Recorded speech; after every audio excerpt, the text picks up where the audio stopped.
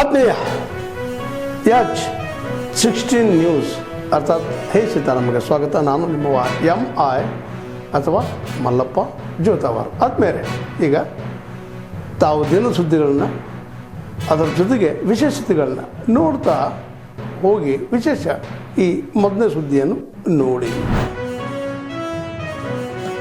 KS Eshwarappa ಅವರು ನಮ್ಮ ಬಗ್ಗೆ ಕೊಟ್ಟಿರ್ತಕ್ಕಂಥ ಹೇಳಿಕೆ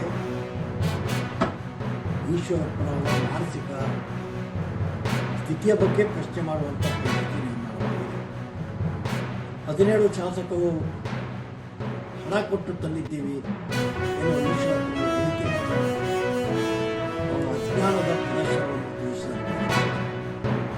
ಈಶ್ವರಪ್ಪನವರು ಯಾರಿಗೆ 17 ಜನಕ್ಕೆ ಹಣ ಕೊಟ್ಟು, ಎಲ್ಲಿ ಹಣ ಕೊಟ್ಟು, ಈ ಹಣವನ್ನು ಅವ್ರಿಗೆ ಯಾರು ಕೊಟ್ಟರು, ಯಾರ್ಯಾರಿಗೆ ಎಷ್ಟೆಷ್ಟು ಕೊಟ್ಟರು, ಇದನ್ನೆಲ್ಲ ದಾಖಲೆ ಸಹಿತ ಈಶ್ವರಪ್ಪನವರಿಗೆ ಈಶ್ವರಪ್ಪನ ಸಾರ್ವಜನಿಕ ಜೀವನದಲ್ಲೇ ನಿವೃತ್ತಿ ಪಡಿತಕ್ಕಂಥದ್ದು ಅಥವಾ ಅವರಿಗೆ ಮಾನಸಿಕ ಸ್ಥಿತಿ ಸರಿಯಿಲ್ಲ ಅಂದರೆ ಅವರು ಮಾನಸಿಕ ಆಸ್ಪತ್ರೆ ಇರ್ತಕ್ಕಂಥದ್ದು.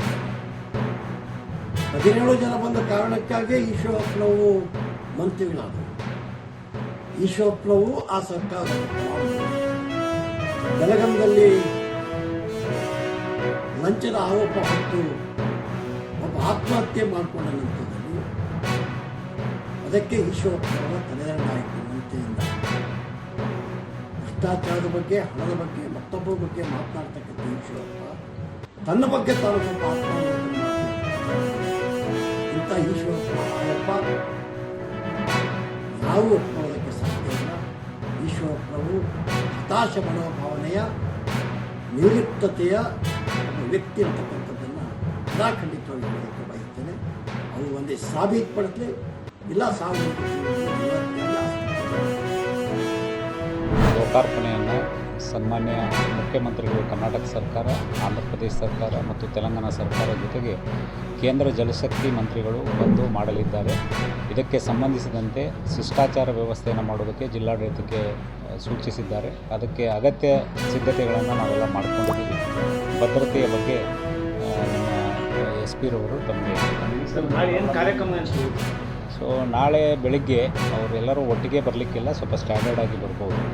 ಬೆಳಿಗ್ಗೆ IRBಗೆ ಬಂದ ಮೇಲೆ ಅಲ್ಲಿಂದ ಡ್ಯಾಮ್ ಗೇಟ್ಗೆ, ನಮ್ಮ ವೈಕುಂಠ ಗೆಸ್ಟ್ ಹೌಸ್ ಕಡೆಯಿಂದ ಡ್ಯಾಮ್ ಗೇಟಿಗೆ ಬರ್ತಾರೆ.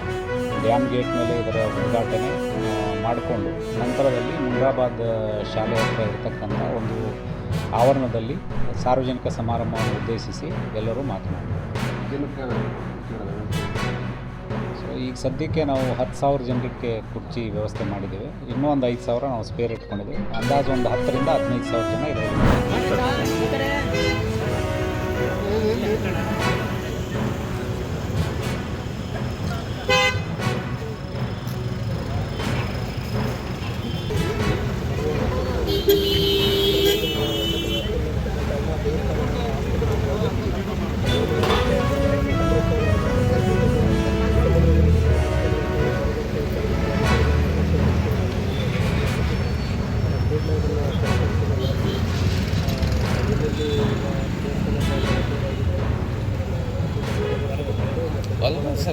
ಜಾಗ ಅಲ್ಲ,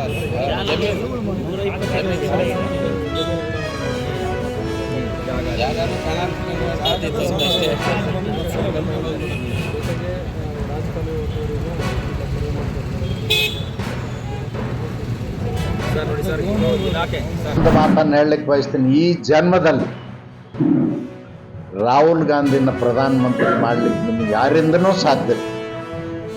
ಈ ದೇಶದ ಜನ ರಿಜೆಕ್ಟ್ ಮಾಡಿಬಿಟ್ಟಾರೆ ರಾಹುಲ್ ಗಾಂಧಿ ಅವರು. Rejected goods. ಇವತ್ತು ಕಾಂಗ್ರೆಸ್ಸು ನಿಮ್ಮಂಥವರ ದುರಾಡಳಿತದಿಂದ, ದುರ್ನಡತೆಯಿಂದ ಇವತ್ತು ಕಾಂಗ್ರೆಸ್ಸು ದೇಶದಲ್ಲಿ ಅಸ್ತಿತ್ವವನ್ನು ಕಳ್ಕೊಳ್ತಾ ಇದೆ. ಬಟ್ ಮಾತೆತ್ತಿದರೆ ಕೆಲಸಕ್ಕೆ ಬಾರದವರೆಲ್ಲ ನರೇಂದ್ರ ಮೋದಿ ಅವ್ರನ್ನ ಅದು ಒಬ್ಬ ದೇಶದ ಪ್ರಧಾನಮಂತ್ರಿ, ಸಂವಿಧಾನಕ್ಕೆ ಹುದ್ದೆಯಲ್ಲಿರ್ತಕ್ಕಂಥವ್ರು, ದೇಶದ ವಿಶ್ವಾಸವನ್ನು ದೇಶದ ಜನರ ವಿಶ್ವಾಸವನ್ನು ಪಡೆದು ಅಧಿಕಾರದಲ್ಲಿರ್ತಕ್ಕಂಥವ್ರು ಅವ್ರ ಬಗ್ಗೆ ಅವಹೇಳನಕಾರಿ ಮಾಡ್ತಕ್ಕಂಥದ್ದು ನಿಮ್ಮ ಅವನತಿಗೆ ಕಾರಣ ಆಗ್ತದನ್ನೋ ಎಚ್ಚರಿಕೆಯನ್ನು ಕೊಟ್ಟು ಬಯಸ್ತೀನಿ. ತಾವೆಲ್ಲ ಇಲ್ಲಿವರೆಗೆ ಸುದ್ದಿಗಳನ್ನು ನೋಡಿದಿರಿ, ಜೊತೆಗೆ ವಿಶೇಷ ಘಟನೆಗಳನ್ನು ಸಹ ನೋಡಿದಿರಿ. ಅದು ನಿಮ್ಗೇನು ಅನ್ನಿಸ್ತು? ನಿಮಗೆ ಲೈಕ್ ಮಾಡಿರಿ, ಶೇರ್ ಮಾಡಿರಿ, ಕಾಮೆಂಟ್ ಮಾಡಿರಿ, ಜೊತೆಗೆ ಸಬ್ಸ್ಕ್ರೈಬ್ ಮಾಡಿಸ್ಬೇಡ್ರಿ. H16 ನ್ಯೂಸ್ ಅರ್ಥಾತ್ ಈ ಸಿದ್ದರಾಮಯ್ಯ ಸತ್ಯದ ಕೈಗಳಲ್ಲಿ ವಂದನೆಗಳು.